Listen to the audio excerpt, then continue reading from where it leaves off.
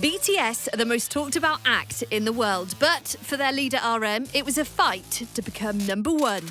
They've won 26 MTV Awards in 2 years. They are the fastest group to earn 4 chart-topping albums in the US since the Beatles. They've addressed the United Nations twice and raised millions for charity. Most recently, along with their label Big Hit Entertainment, donating $1 million to the Black Lives Matter movement, an amount matched by their fans in 24 hours.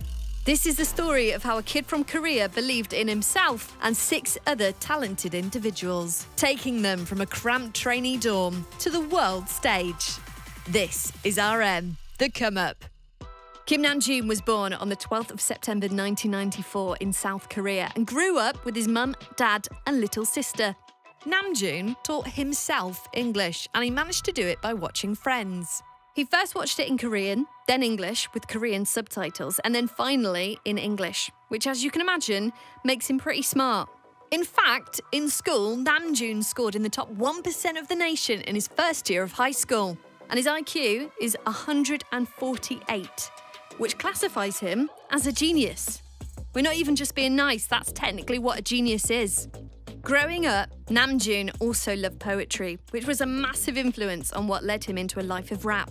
He shared his work through an online forum, which his classmates at school would comment on and give feedback. How brave is that? You can still read 12-year-old Namjoon writing passionately about the reunification of Korea online today, in which he describes the nation as being like a brave tiger. You'll spot the tiger symbolism in a lot of BTS's work, including one which sideswipes Jimin during the Idol music video. From the age of 11, RM became interested in hip-hop after hearing Epic High's Fly in 5th grade at school, a song which fellow BTS member Suga has shown a lot of love for. Since then, both RM and Suga have collaborated with Epic High, who have said that BTS create good music. Understatement. RM also loved listening to Eminem and has stated many times he played an influence in his career ambitions. Namjoon started rapping in mid-2007 and by September had begun to collaborate with other up-and-coming talent in the underground rap scene. Bear in mind, he's still only 13 years old.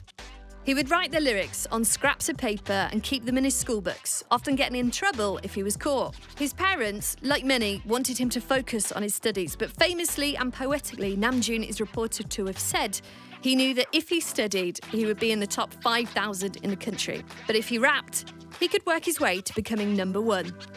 In the desire to improve his craft and become well-known, he shared his music online through hip-hop forums.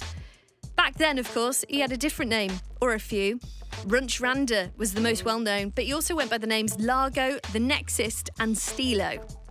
The earliest known collaboration he did was with Changmo, another Korean artist who would go on to be very successful.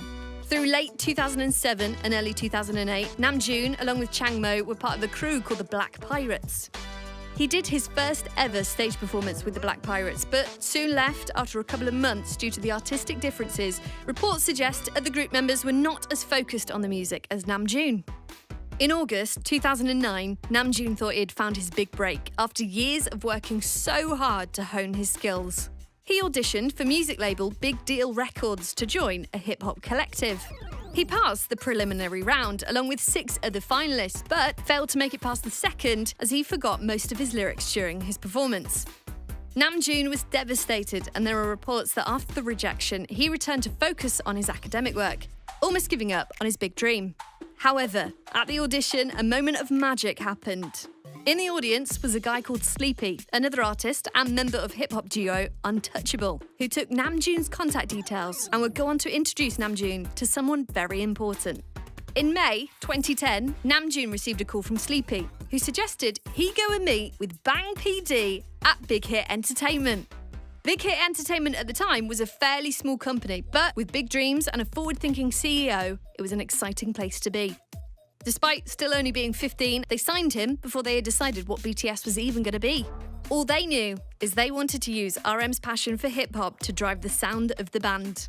This, of course, was still 3 years before the BTS debut in 2013, as they scoured the nation for 6 other members, who would go on to create the unique formula and chemistry that no doubt has solidified the success of BTS.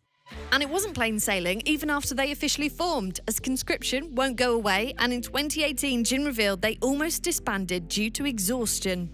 Lucky for us, they found the strength to push through and remain one of the most notable groups of our generation, with a strong fan base, ARMY.